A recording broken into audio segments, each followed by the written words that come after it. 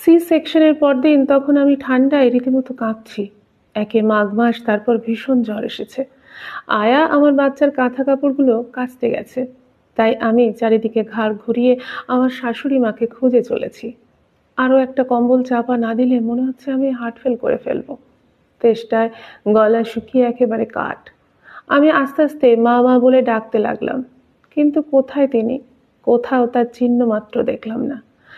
প্রায় 15 মিনিট পর যখন উনি আমার কাছে এলেন, আমি কিছু বলার আগেই উনি বলতে শুরু করলেন, জানলার ধারের বেডের ওই বাচ্চাটার মাথায় এক মাথা চুল, আর আমাদেরটা একেবারে নেড়ি মতো হয়েছে। মেয়ে সন্তান মাথায় একটু চুল না হলে ভালো লাগে? আর 15 নম্বর বেডের বাচ্চাটা তো কি সুন্দর গোলগাল মোটাসোটা। আমাদের মেয়েটা হয়েছে একেবারে কাঠির মতো রোগা, এতটুকু। একে ধরবই বা কি করে, আর বড় করবই বা কি করে, কে জানে। তারপর ঠোঁট উল্টে পাশের বেডের পেশেন্টের মাকে বলতে লাগলেন, আমাদের সময় তো বাবু ভরাভর্তি অবস্থাতেও সংসারের সব কাজ করতে হয়েছে, কোনো যত্ন আত্তি পাইনি। ঘরে যা খাবার হতো তাই খেতাম, কখনো ফলমূলও জোটেনি। তাও আবার তিনটে বাচ্চার শরীর স্বাস্থ্য হয়েছিল দেখবার মতো। বৌমাকে তো আমি এই অবস্থায় কিচ্ছুটি করতে দিইনি। আর খাবার, ডাক্তার, ওষুধের কোনো অভাব রাখেনি আমার ছেলে। আসলে এখনকার মেয়েদের এত তোয়াজ করে সব যেন বেশি বেশি অসুস্থ হয়ে পড়ছে।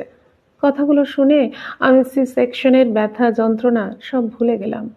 সত্যি, কখনো কখনো শরীরের যন্ত্রণার চেয়ে মনের কষ্ট অনেক বেশি ব্যথা দেয়। আমি রীতি, আপনাদের মতোই একজন সাধারণ গৃহবধূ। স্বামী পলাশ ব্যবসায়ী, শ্বশুর শাশুড়ি স্বামী মেয়ে আর দেওরকে নিয়ে আমার সাদামাটা সংসার। মেয়ের বয়স এখন 4 বছর চলছে। আজ দুপুরে খাওয়ার সময় শাশুড়ি মা পলাশকে বলছিলেন, মেয়েটা তো 4 বছর হয়ে গেল, ওর অত ঝক্কি ঝামেলা এখন আর নেই, সামনের বছর স্কুলে ভর্তি হয়ে যাবে। এবার একটা ছেলে নেওয়ার চেষ্টা কর না, না হলে আমাদের এত জমি জায়গা সম্পত্তি সেসব কি হবে? আমি এখনো শক্ত সামর্থ্য আছি, মানুষ করে দেব। ওনার কথাগুলো শুনে আমার মেয়ে হওয়ার পরদিনের ঘটনাগুলো, ওনার শোনানো কথা চোখের সামনে ভাসতে লাগলো। প্রথম মা হওয়ার পর আনন্দ তো দূরের কথা, যে চিন্তা, টেনশন আর অবসাদ আমাকে গ্রাস করেছিল, তার থেকে এখনো সম্পূর্ণ বের হতে পারিনি। এরপর আবার সন্তান আনার চিন্তা আমার কাছে দুঃস্বপ্নের মতো। ছোটবেলায় মাহারা আমি বিয়ের পর থেকেই শাশুড়ি মাকে আপন করে নিতে চেয়েছিলাম, কিন্তু নানান কারণে আমাদের সম্পর্কটা শাশুড়ি বৌমার গণ্ডি বাইরে বেরোতে পারেনি। আমার চলাফেরা, কথাবার্তা, খাওয়া দাওয়া, মেলামেশা, কাজকর্ম, রান্না বান্না সবেতেই ওনার একটা সূক্ষ্ম অভিযোগ ছিল। অথচ বাইরের মানুষের সামনে আমার প্রতি ওনার কেয়ারিং, যত্ন, কথা বলার ধরন সম্পূর্ণ অন্যরকম ছিল। বাইরে থেকে দেখে বোঝার উপায় ছিল না আমার শাশুড়ি বৌমা না মা মেয়ে, কিন্তু সংসারের ভিতরে দুজনের মধ্যে একটা অদৃশ্য দূরত্ব সবসময় বজায় থাকতো। ভেবেছিলাম সন্তান হওয়ার পর নাতি নাতনি পেয়ে হয়তো আমার প্রতি ওনার ব্যবহারের কিছু পরিবর্তন হবে, কিন্তু মেয়ে আসার পর দেখলাম এতদিনে উনি আমাকে নিয়ে অসন্তুষ্ট ছিলেন। এরপর তার সঙ্গে মেয়েও যুক্ত হলো। ওনার আচরণে মনে হতো নাতনিকে নিয়ে বোধহয় উনি ভীষণ চিন্তিত, কিন্তু কথাবার্তার ধরনে মেয়েটার প্রতি অপছন্দের সুর শোনা যেত। একটু বড় হতেই বলতেন, মেয়েকে টেনে টেনে কাজল পরাও, চোখ ভালো হবে। ভিতরে ঢোকা চোখ বিচ্ছিরি দেখতে লাগে। কিংবা এত পাতলা চুল, বেশি টেনে টেনে চুল বেঁধো না, কপাল আরো উঁচু হয়ে যাবে। নাকটা তেল দিয়ে একটু টেনে দাও, নাকের উপর দিয়ে যেন রেলগাড়ি চলে গেছে।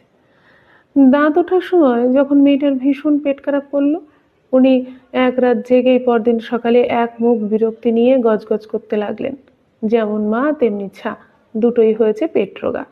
সবচেয়ে আমার বুকে লাগতো যখন উনি মেয়েকে খেদি বুঝি নামে ডাকতেন। বলতেন, ঠাকুমা দিদিমারা ওরকম আদর করে ডাকে, তোমার মনে সবসময় কুচিন্তা। কিন্তু একজন মা জানে তার কাছে এগুলো কতখানি কষ্টের, কত অপমানের। প্রত্যেকটা মায়ের কাছে তার সন্তানের মুখ পৃথিবীর সবচেয়ে সুন্দর মুখ। সন্তানের প্রত্যেকটা বুলি, হাঁটতে শেখা সব মায়ের কাছে পৃথিবীর আশ্চর্যতম জিনিস।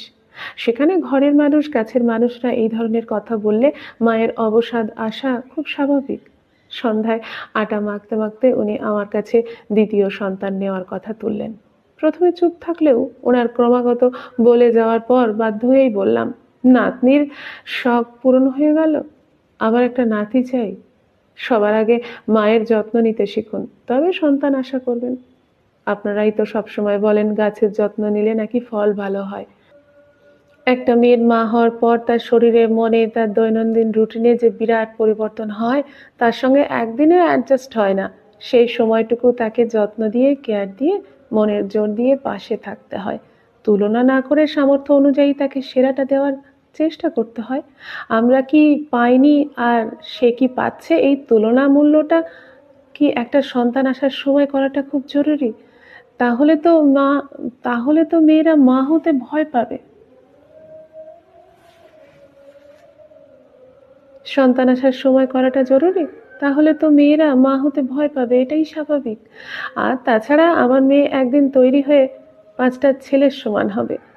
আমার ছেলে বা মেয়ের ভবিষ্যতের জন্য বিষয় সম্পত্তি প্রয়োজন হবে না। সে কথাগুলো বলতে চায়নি জানেন, তবু জমে থাকা অভিমানের ভিতর থেকে কে যেন বলিয়ে নিল। সবসময় চুপ থাকা আসলেই উচিত নয়, কিছু জবাব দেওয়াটাও জরুরি।